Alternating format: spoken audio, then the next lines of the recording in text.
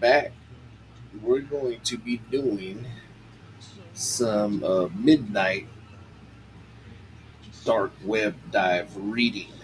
Okay, and I'm just gonna, I think I'm gonna make a new segment where I just read some very cool cyber stuff, right? And I'm gonna do it about midnight. 30-minute little read. You can put it on while you're going to sleep. It's all right. Um, it's all gonna be interesting stuff, and I'm just gonna pick books that I think that are just cool to read, right? So the Darknet is one. It's just cool. Thinking about doing uh,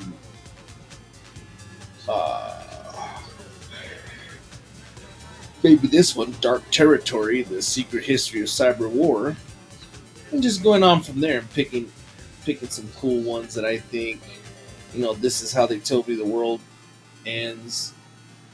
Get through that, and just go from there, right?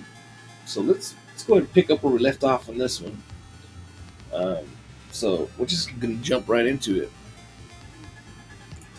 All right, the next breakthrough occurred from the desire to move beyond using dedicated analog circuitry used by telephones that remained on once activated.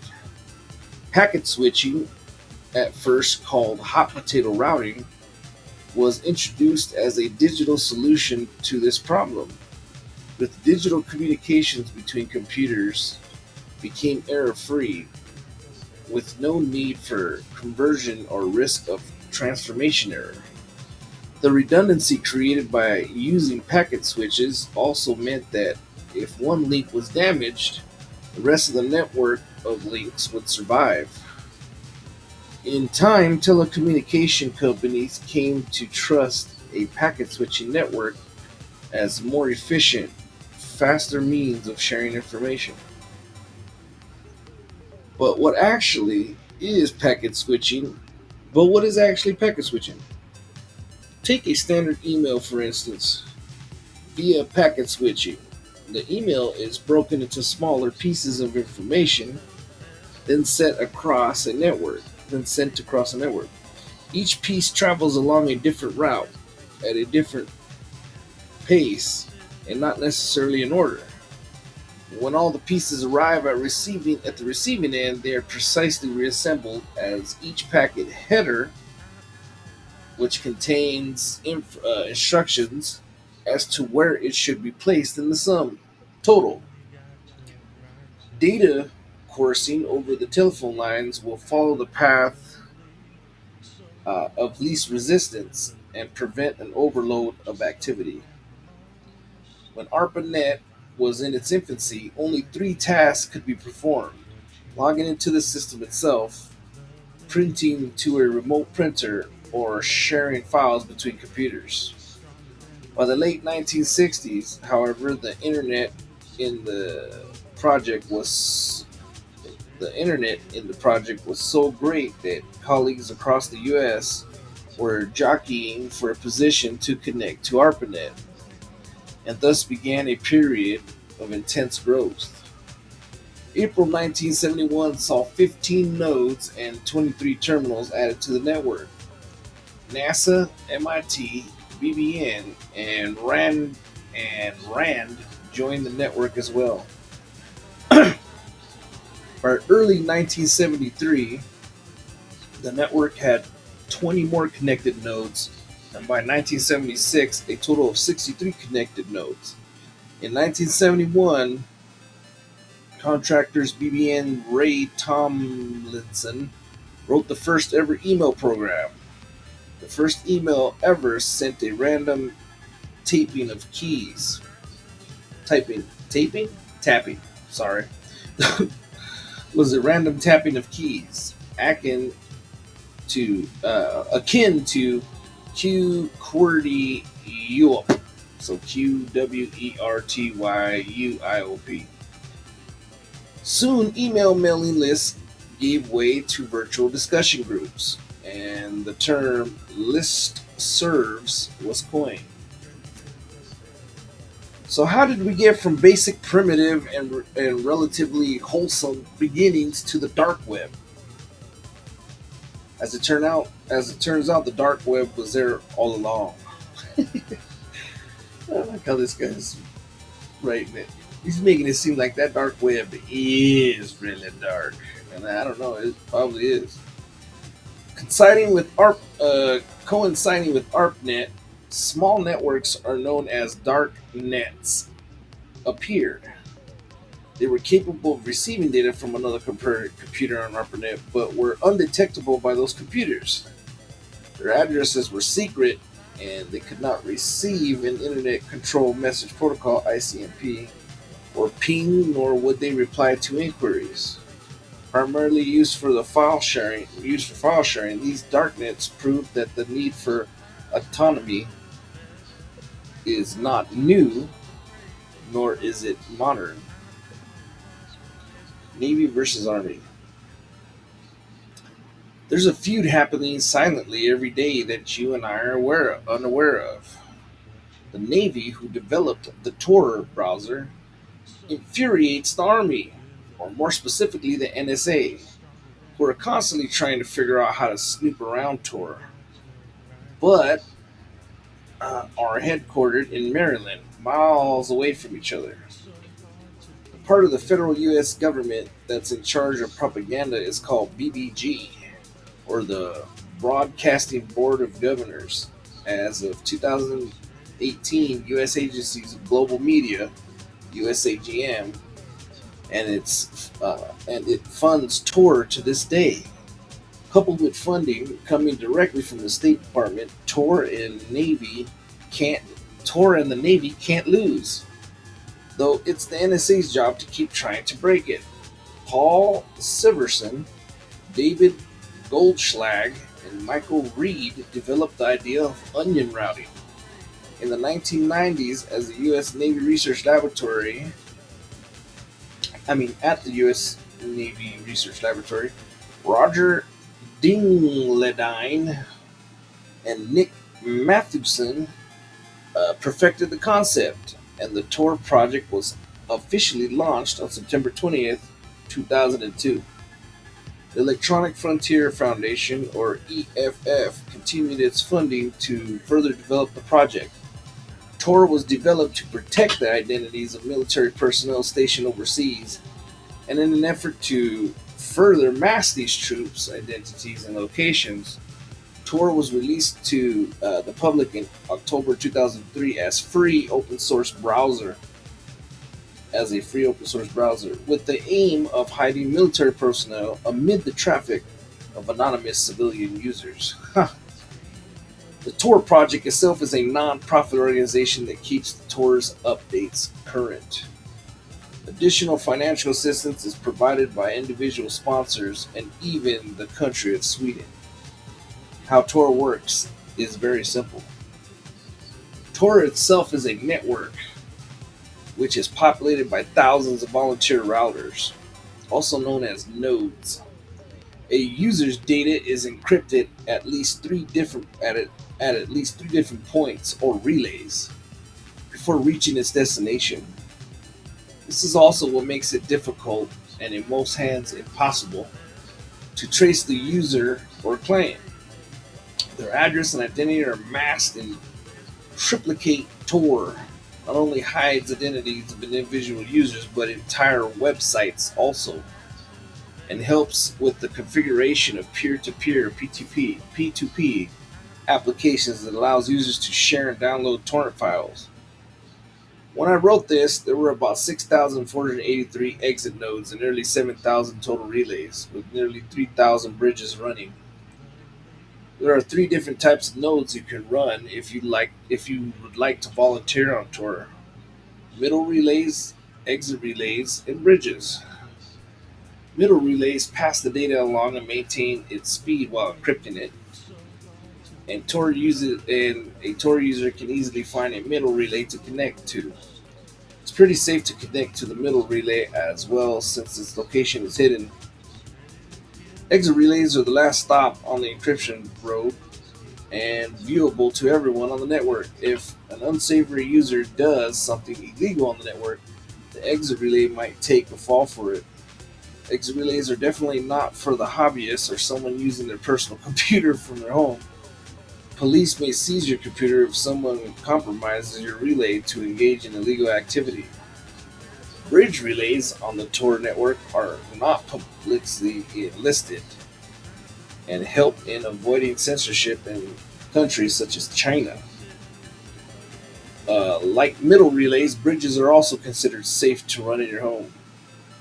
According to the EFF, Electronic Frontier Foundation, no one has ever been prosecuted in the US for running a Tor relay, and that running a relay is itself a legal act. Being said, using Tor for illegal activities, of course, is illegal.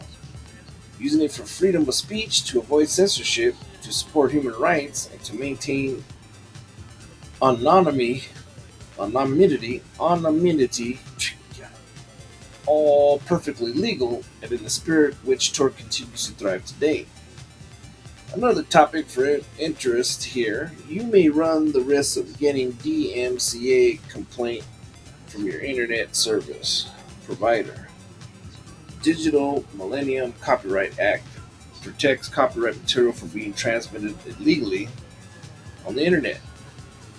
On the Tor Project website, you'll find a template for you to use in order to respond to such complaints. Huh. Also, be prepared to constantly see your IP address announced to you if you go seeking a hidden service browser to install. It's starting at first, but you'll get used to it. So, is Tor the dark web and dark web Tor? Absolutely not. Tor is only one net. Tor is only one network that exists in the dark web. There are others, such as Hornet, Freenet, and I2P, which we'll discuss later in this book. The Silk Road and other destinations. Ross William Ulbright, who called himself the Dread Pirate Roberts, claimed he would never be arrested.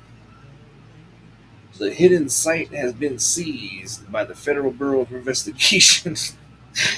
Ah, the FBI seized it in conjunction with the IRS criminal investigation. So the FBI seized it. With the FBI takedown of 29-year-old Albright, the Silk Road's biggest drug dealer, the notorious Silk Road website came to an end. Albright was charged with money laundering, narcotics, traffic conspiracy, as well as computer hacking, unauthorized access to someone else's computer. The U.S. Department of Justice seized Silk Road's website with nearly $4 billion in Bitcoin. Damn! The main currency of the dark web. So I can imagine, what the hell is the government doing with that $4 billion? What they do? They seized it. What they do with it? That's what I want to know. That's the corruption of it. And halted what was thought to be nearly 40 million in annual revenue. That figure might be astoundingly more, but was not proven. Internet chatter claims Albright had the audacity to give a Forbes interview, and that at the point everyone could see the end for him was nigh. Excuse me. Journalist Adrian Chen, 2011, got their article covering the Silk Road, could not have helped Albright's cause either. So let me just say this, here's the fact. Somebody like that, why the hell would he do all that, right? And it's ego. I mean, you're running one of the most lucrative organizations on the dark web. Why in the hell would you bring attention to yourself and do an interview with Forbes and all this crap? It's because it's the ego, man. And also, it's something cool, right? I mean, it's not cool the effects of what he was doing. You're selling drugs and stuff, right? I mean, that's that's different. I'm not saying that. I'm saying the hacking part, or or even just getting the organization together, and his obviously his skills, IT skills, computer skills, organizational skills. He wanted people to know about it. Like, the money wasn't enough for him. I don't, it's like, really, the money that you're generating every year and that you're making, you can't just enjoy that and try to be anonymous as hell. Why do you have to bring attention to yourself? And it's they want recognition. They want everybody to go, this is the big dog. And what's funny is, if it was legal, then he would get all that, right? Like, if you look at um, you know Amazon CEO, and you look at like Elon Musk and all that. I mean, they're richer than hell. They're the big dogs. They get to flaunt it. This guy, he couldn't, but he wanted to, right? That's how he got caught. Moral of the story is, you don't need to tell everybody who you are and what you're doing. You just need to do it. That's it. It's kind of like those. I mean, it's kind of like, it's. I'm not comparing them to like unsung heroes. I'm just saying, there's unsung heroes in the world that do things, and they're doing good things, and then they don't want everybody to know. They're the unsung heroes. So these guys should try to be unsung criminals.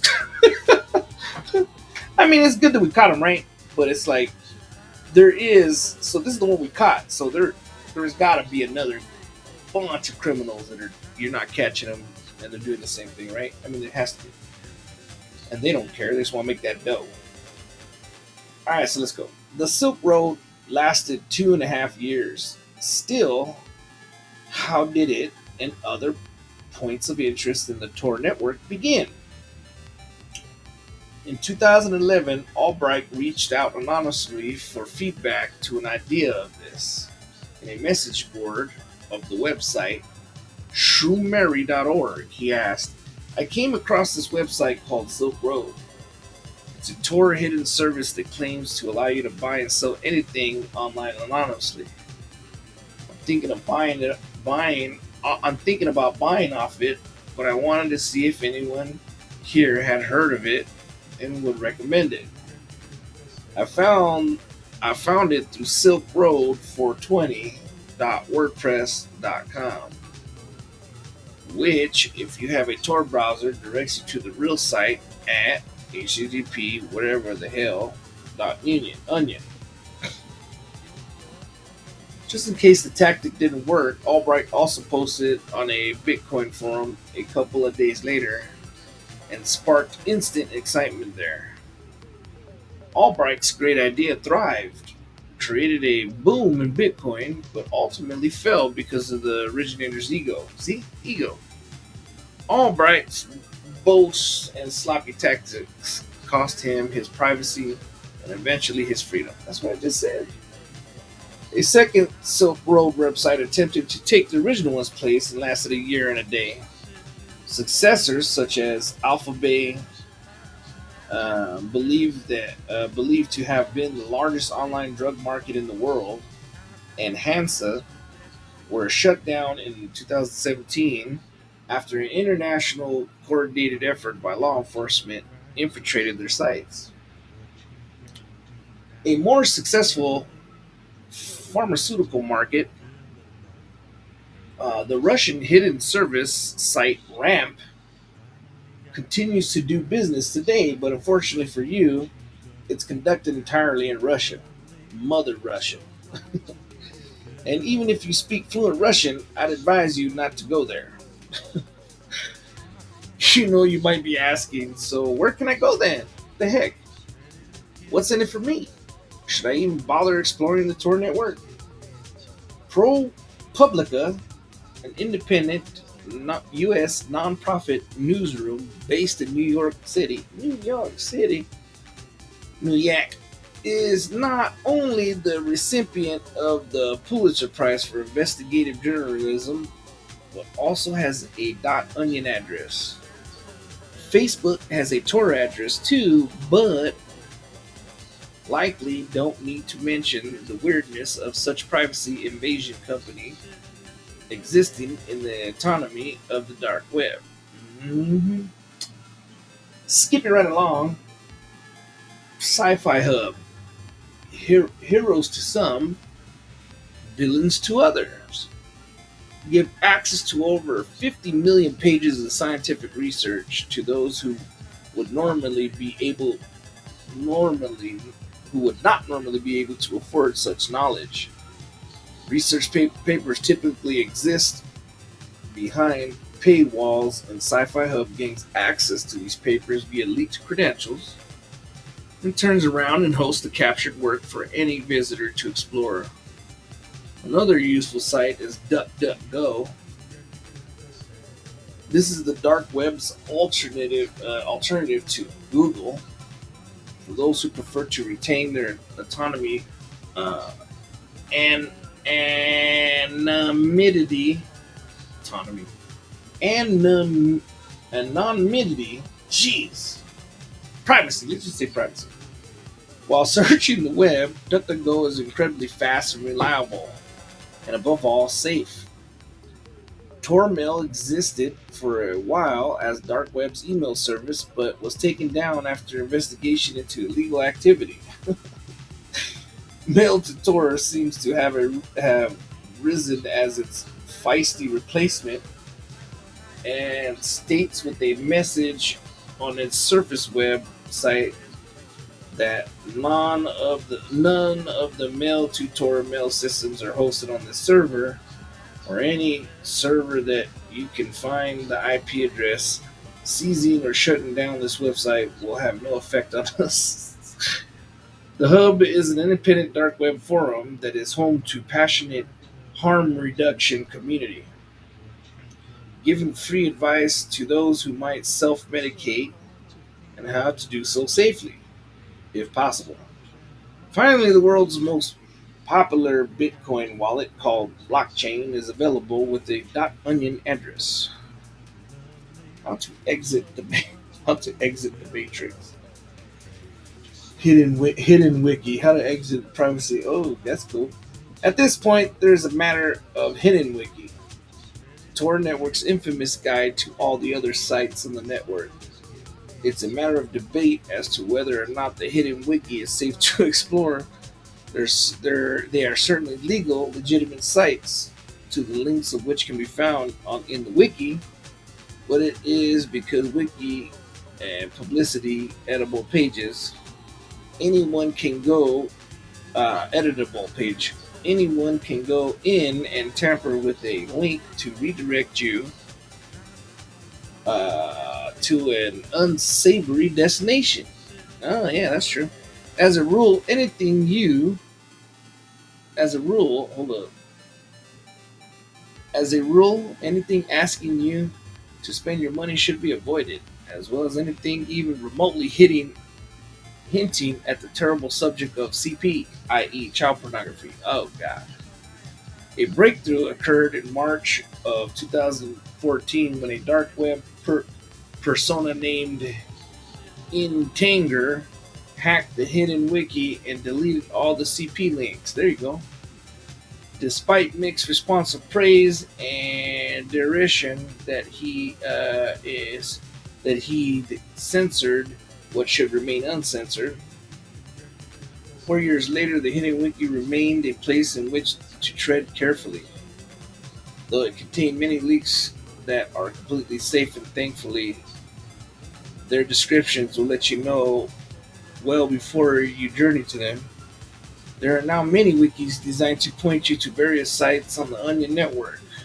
One user swears by the method of avoiding any site that starts with a plethora of ones and A's. Apparently, that's that guy right there. I don't know what he deleted all the child pornography for everybody. You know, I this world has got so many different weirdos in it that it's like, people will you say, oh, yeah, he's deleting. That's it shouldn't be deleted. This is the whole point of this. You can do whatever you want. If you're hacking some stuff and you want to get all that crap off even the dark web, do it.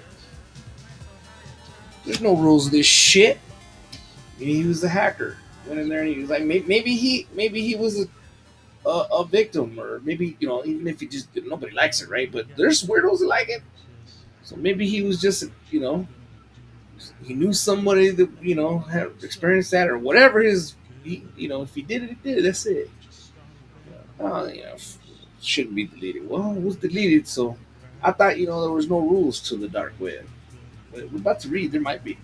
All right, so I'm gonna stop right there. We're at chapter 3, a closer examination, shadows in the darkness. I hope you had fun. I know I did. I always do. I love cybersecurity. In any topic of cybersecurity, I'm passionate about it. I'll read it, I'll speak it, I'll apply it, I'll do anything, man. Just eat the damn thing if I could. I hope you had fun, and I had a lot of fun. It's midnight, and I'm about to go to bed now. So hopefully you're asleep. And I'll see you next time. Hack the file.